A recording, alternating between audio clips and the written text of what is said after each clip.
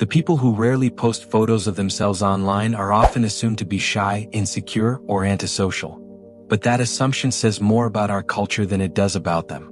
Because in a world where visibility equals validation, choosing not to be seen is a psychological decision.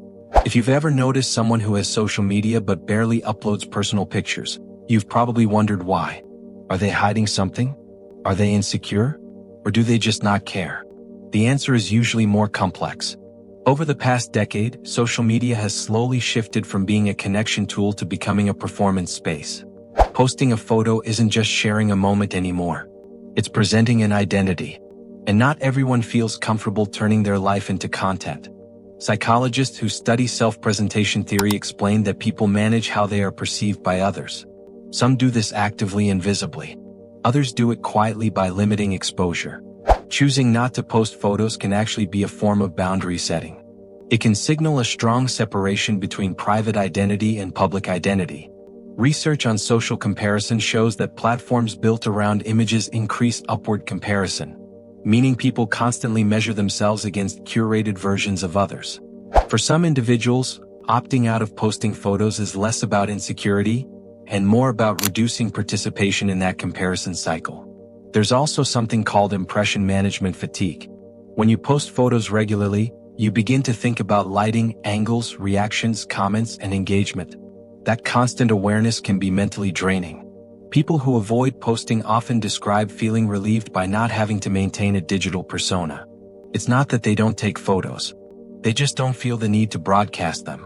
Another factor is self-concept clarity. Studies suggest that individuals with higher self-concept clarity, meaning they have a stable understanding of who they are less likely to rely on external feedback to reinforce identity. In simple terms, they don't need online affirmation to feel real. For them, identity isn't something that needs constant updating. It already feels stable. There's also generational influence. People who grew up before social media remember when privacy was the default.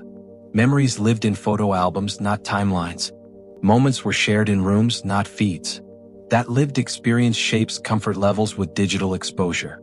And even among younger generations, there's a growing awareness of digital permanence. Photos posted today can resurface years later. Employers see them.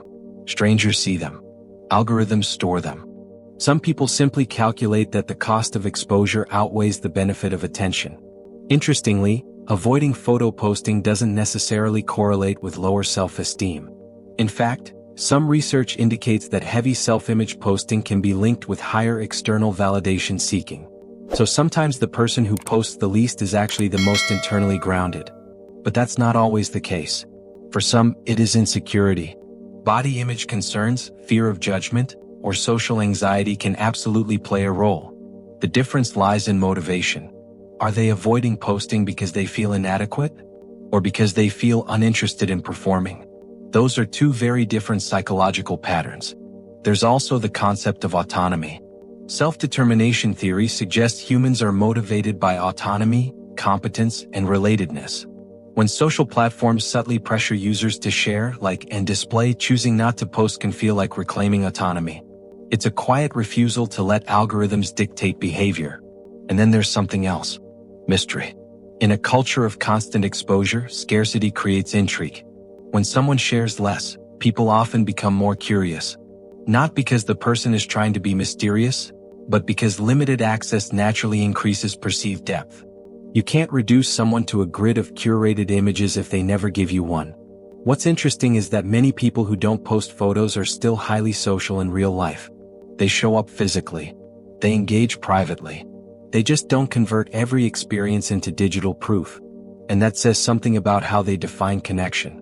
To them, presence may matter more than projection. Now, none of this means posting photos is inherently shallow or wrong.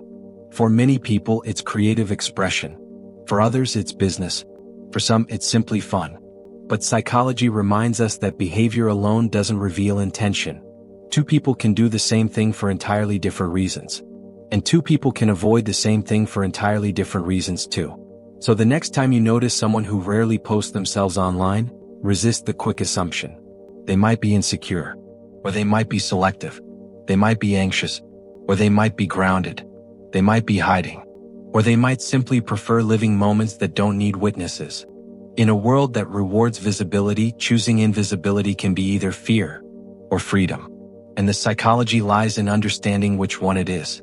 If this resonated with you, consider subscribing for more deep dives into human behavior and modern psychology. And remember, this video is for educational purposes only and does not replace professional psychological or medical advice.